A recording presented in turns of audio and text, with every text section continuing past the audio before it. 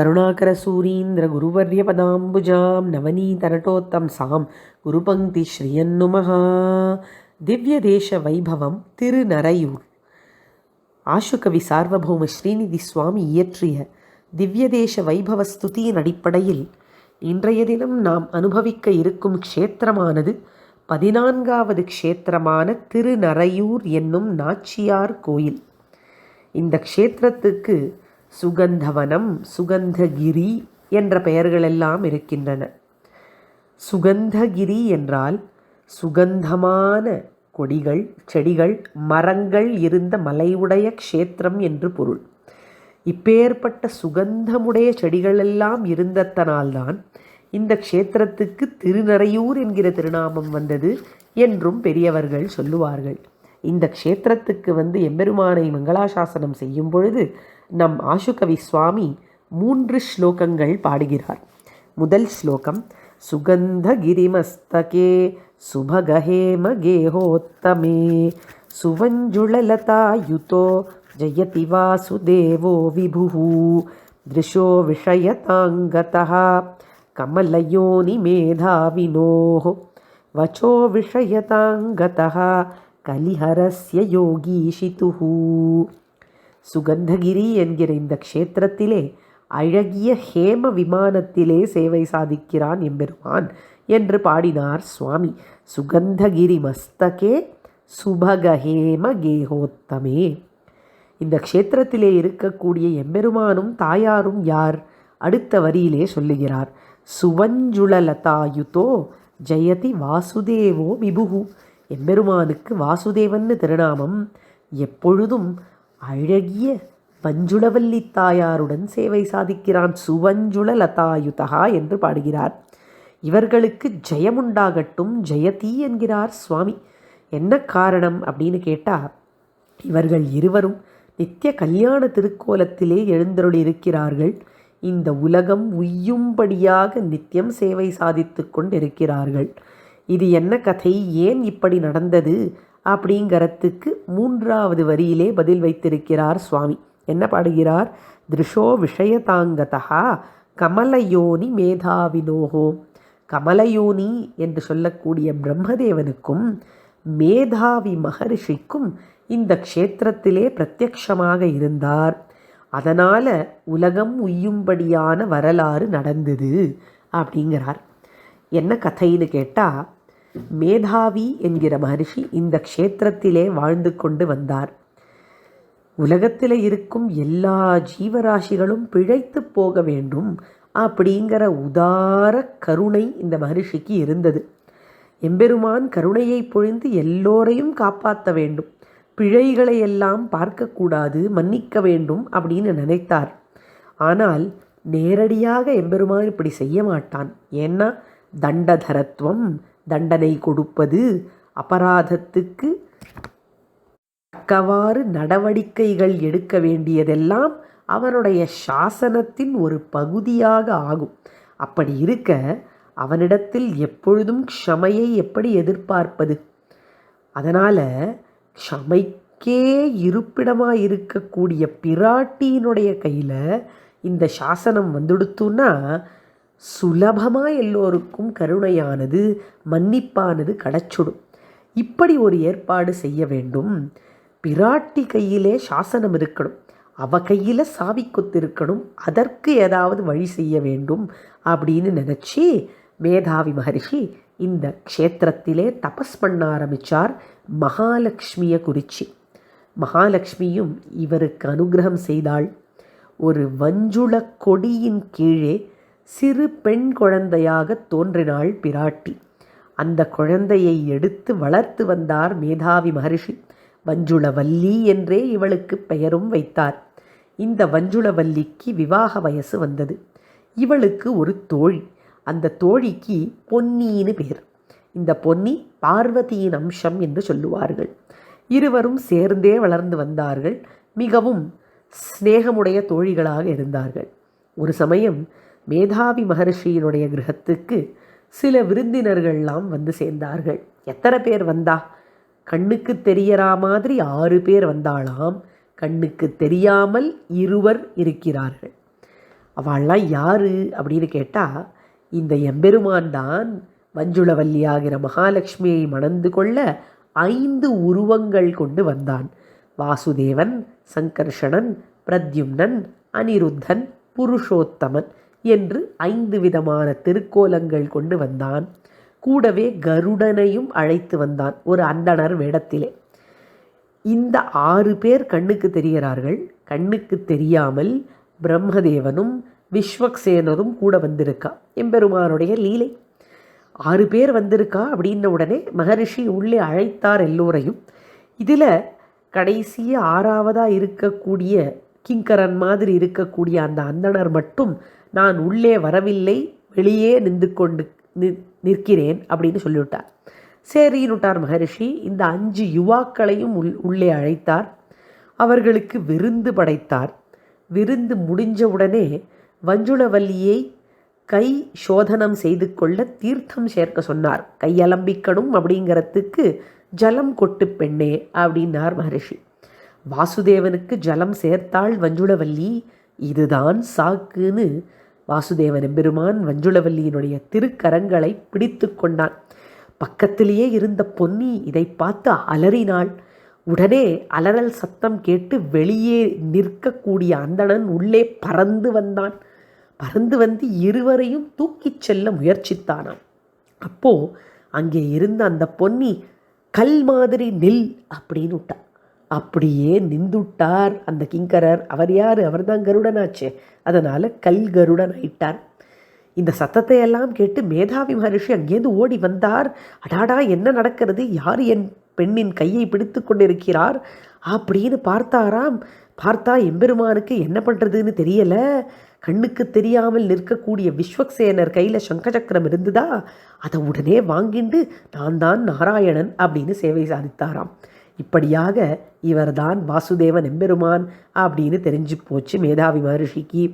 கூட 4 பேரை எதுக்கு கூட்டிட்டு வந்திருக்காருன்னா, இந்த சாசனத்துக்கு இவாள்லாம் உபயுக்தமாக இருப்பா. சங்கர்ஷண, பிரத்யும்ன, அனிருத்த, புருஷோத்தமர்கள்லாம் அவளையும் கூட கூட்டிகிட்டு வந்திருக்கார். இவா எல்லாரும் எனக்காக காரியம் பண்ணக்கூடியவா, நான் தான் பிரதானம்.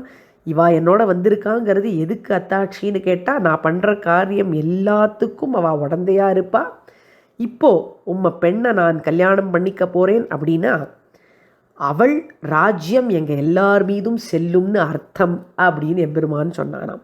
மேதாவி மகரிஷி சந்தோஷப்பட்டார். ஆனால் இதோட விடலை. சரி எம்பெருமானே, ரொம்ப சந்தோஷம். ஆனால் இன்னொரு உறுதியும் கூற வேண்டும். சாசனம் இவள் பேரில்தான் உள்ளது அப்படிங்கிறதை நிரூபணம் செய்யும்படியாக சாவிக்கொத்தை எப்பொழுதும் அவள் கையிலேயே கொடுத்து வைக்க வேண்டும் என்று கேட்டுக்கொண்டார் மகரிஷி. அப்படியே ஆகட்டும் என்றான் வாசுதேவன் எம்பெருமான். இன்று வரை மஞ்சுளவல்லி தாயாரின் இடுப்பிலேயே சாவிக்கொத்து நமக்கு சேவை அளிக்கும். இப்படியாக அற்புதமான இந்த வரலாறு நடந்தது. திருக்கல்யாணம் நடக்க வேண்டும் அடுத்தது அப்படிங்கும் பொழுது திருக்கல்யாணத்துக்கு சாட்சியாக யார் இருப்பார் என்று கேட்டார் மகரிஷி. உடனே எம்பெருமான் பிரம்மதேவனை கூப்பிட்டு தன்னை தானே காண்பித்து கொள்ள வேண்டும் என்று ஆக்ஞையிட்டான். பிரம்மதேவன் தான் சாட்சியாக இருக்க வேண்டும். ஏன்னா இந்த பிரம்மா சிருஷ்டித்திருக்கக்கூடிய எல்லோரும் பிழைக்க வேண்டும் அப்படிங்கிறதுக்காகனா இந்த ஏற்பாடு. அதனால் பிரம்மாவனுடைய எதிரிலேயே இந்த கல்யாணம் நடக்க வேண்டியது, அவர்தான் சாட்சி அப்படின்னு சொல்லி எம்பெருமான் வாசுதேவன் மஞ்சுளவல்லியை பாணிகிரகணம் பண்ணிக்கொண்டான். இப்படியாக அற்புதமான கல்யாண திருக்கோலத்திலே இன்றும் கர்ப்பகிரகத்தில் இந்த பிரம்மா, வாசுதேவன், மஞ்சுளவல்லி, பிரத்யும்னன், சங்கர்ஷணன், அனிருத்தன், புருஷோத்தமன் எல்லாரும் சேவை சாதிப்பார்கள். கருடனும் கல்கருடனாக தெற்கு நோக்கி வெளியிலே ஒரு சந்நிதியிலே இன்றும் சேவை சாதிப்பார். அற்புதமான இந்த நாச்சியார் கோயிலின் வரலாறை ஒரே வரியில் அழகாக வைத்தார் சுவாமி. திருஷோ விஷய தாங்கதா கமலயோனி மேதாவினோஹோ. கமலயோனி என்கிற பிரம்மாவுக்கும் மேதாவி மகரிஷிக்கும் அழகிய தரிசனத்தை கொடுத்து அவர்களுக்கு போற்றத்தக்க விஷயங்களை காண்பித்து கொடுத்தான் எம்பெருமான் அப்படின்னு சொன்னார். கண்ணுக்கு பொருளானான் எம்பெருமான் பிரம்மாவுக்கும் மேதாவி மகரிஷிக்கும். வாக்குக்கு பொருளானான் எம்பெருமான் ஒரு முக்கிய வியக்திக்கு. அவர் யாரு? வச்சோ விஷய தாங்கதா கலிஹரஸ்ய யோகீஷித்து, கலிஹரன் என்று சொல்லக்கூடிய கலியனாகிற திருமங்கையாழ்வார். அழகான இந்த வார்த்தை ஜாலத்தை கவனிக்க வேண்டும். திருஷோ விஷய தாங்கதா வச்சோ விஷய தாங்கதா என்று 2 விஷயங்கள் போட்டிருக்கார். முதல்ல கண்ணுக்கு பொருளானது பிரம்மாவுக்கும் மேதாவி மகர்ஷிக்கும், வாக்குக்கு பொருளானது கலியனாகிற திருமங்கையாழ்வாருக்கு. திருமங்கையாழ்வார் இந்த க்ஷேத்திரத்திலே எம்பெருமானை ஆச்சாரியனாக வரித்து கொண்டு அவரிடத்தில் சமாசிரயணத்தை பெற்றுக்கொண்டு இவருக்காக 110 பாசுரங்கள் பாடியிருக்கிறார். அதனால் திருமங்கையாழ்வாரின் வாக்குக்கு விஷயமாக ஆனான் இந்த எம்பெருமான் என்று பாடினார் சுவாமி. அடுத்த ஸ்லோகத்திலே இந்த க்ஷேத்திரத்தின் வேறு சில பெருமைகளை சொல்லுகிறார். ஸ்ரீமணிமுக்தா தீர விஹாரி ஸ்ரீமான் வஞ்சுள மஞ்சுள பார்ஷ்வஹா ஸ்ரீதிருஷதண்ட ஜபதினா சஸ்ரீஹி ஸ்ரீநிதி ரவ்யாத் பூர்வா பிரேக்ஷி. அற்புதமான ஒரு தீர்த்தம் உள்ளது இந்த க்ஷேத்திரத்திலே. மணிமுக்தா புஷ்கரணி என்று அதற்கு பெயர். ஸ்ரீமணிமுக்தா தீரவிஹாரி ஸ்ரீமான் வஞ்சுள மஞ்சுள பார்ஷ்வஹா. இந்த மணிமுக்தா தீர்த்தத்தின் தீரத்திலே எம்பெருமான் மஞ்சுளவல்லியுடன் அழகான விஹாரங்களை செய்வானாம். மேலே ஸ்ரீதிருஷத் அண்டஜபதினா, அண்டஜபதி என்பது கருடாழ்வானை குறிக்கும். அந்த கருடாழ்வான் இவ்வுலகத்தையெல்லாம் காப்பாற்ற வேண்டும். பூர்வா பிரேக்ஷி என்று எம்பெருமான் கிழக்கே நோக்கி இருக்கிறான், இந்த கருடன் தெற்கே நோக்கி இருக்கிறார்.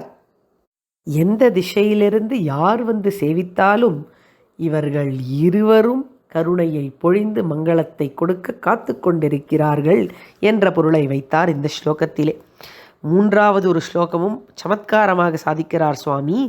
ஆஸ்பத்ரி மம மாஸ்து மாநிதிமணே ரோகான் ஷரீரே ஸ்திதான் தூரீகர்த்துமிமான் சுகந்தகிரிராட் புண்ணியௌக பூர்ணோதிதா ஆப்பத்ரி தவ மேஸ்து தத்ர சுகதஸ் சோகம் பவேயம் யதா த்வத்வாஹ சுபமந்திரஜாத பரிபூர்ணாத்மா பவித்ராகிருதி என்கிற ஸ்லோகம் கருடாழ்வானை குறித்து செய்யப்பட்ட அற்புதமான ஸ்லோகம் இது. முதல் 2 வரிகளிலே தனக்கு எந்த விதமான ஷரீர ரோகமும் வராதபடி காக்க வேண்டும் கருடன் எம்பெருமான் அப்படின்னு பிரார்த்தித்தார். மம மாஸ்து மாநிதிமணே ரோகான் ஷரீரே ஸ்திதான் என்கிற பிரார்த்தனையை வைத்தார். அதே போல இந்த ஆத்மாவுக்கும் இருக்கக்கூடிய எல்லா கேடுகளும் நீங்கி நல்வழியை அது அடைய வேண்டும். ஆப்பத்ரி தவ மேஸ்து தத்ர சுகத சோகம் பவேயம் யதா அப்படிங்கிறார். இந்த ஆத்மாவானது நல்ல நிலைமையை அடைந்து தர்மபூத ஞானமெல்லாம் விகசித்து அது அடைய வேண்டிய பரமபதத்தை எம்பெருமானின் திருவடியை அடைய வேண்டும் உம்முடைய கிருபையினால் என்று பிரார்த்தித்தார் சுவாமி இந்த 3வது ஸ்லோகத்திலே. ஆக திருநறையூர் என்கிற நாச்சியார் கோயில் க்ஷேத்திரத்திலே கல்கருடனின் மகிமையே மகிமை. இந்த கல்கருடன் உற்சவத்தை அவசியம் சேவிக்க வேண்டும். ஏன்னா ஒரு சமத்காரத்தை சேவிக்கும் பொழுதே நாம் பார்க்கலாம். கல்கருடன் புறப்பாடு நடக்கும் பொழுது இந்த கருடனானவர் போக போக கனம் அதிகரித்து கொண்டே போவாராம். முதல்ல 4 பேர் ஏழை பண்ணுவா, அதுக்கு மேலே 8 பேர், அப்புறம் 16 பேர், 24 பேர், 32 பேர், கடைசியில் 64 பேர். அத்தனை பேர் தேவைப்படும் கருடனை ஏழை பண்ண பதே அவர் கீழே இறங்க இறங்க கனத்துண்டே போவாராம். அதனால் 64 பேர் வரைக்கும் தேவை இவரை ஏழை பண்ணிண்டு போக. புறப்பாடெல்லாம் ஆகி திருப்பி எழும் பொழுது சந்நிதிக்கு ஏழ்றச்சே இந்த கனமானது குறைஞ்சுண்டே வரும். எப்படி குறைஞ்சுண்டு வரும்னா 64 பேர் வேண்டி இருக்கிற இடத்துல 32 பேர் இருந்தால் போரும் அப்படின்னு வரும். அதுக்கு மேலே 24 பேர் போரும்னு வரும். அப்புறம் 16, 8 கடைசியில் உள்ளே எழுந்தருளை பண்ணும் பொழுது வெறும் 4 பேர் தான் எழுந்தருளை பண்ணுவா. இந்த மாதிரி ஒரு சமத்காரத்தை இன்னைக்கு கண் முன்னாடி நாம் சேவிக்க முடியும் இந்த கல்கருடன் விஷயத்திலே. கல்கருடனுக்கு அமிர்த கலசம் அப்படிங்கிறது ரொம்பவும் விசேஷம். அமிர்த கலச பிரசாதத்தை நாம் தளிகை விட்டு அதை வாங்கி கொண்டோமானால் எல்லா விதமான ரோகங்களும் வியாதிகளும் அவசியம் நீங்கும். வியாழக்கிழமை தோறும் கல்கருடனுடைய வழிபாடு மிகவும் சிறந்தது. இந்த க்ஷேத்திரமானது இப்படி நமக்கு இக சௌக்கியத்தையும் தரும். பிராட்டியின் கருணையினால் பரலோகத்தில் பரமபதத்தையும் சத்தியமாக கொடுக்கும். திருநறையூர் நம்பியையும் நம்பிக்கை நாச்சியாரான மஞ்சுளவல்லியையும் வணங்கி திருநறையூர் திவ்ய தேசத்தை வழிபடுவோம்.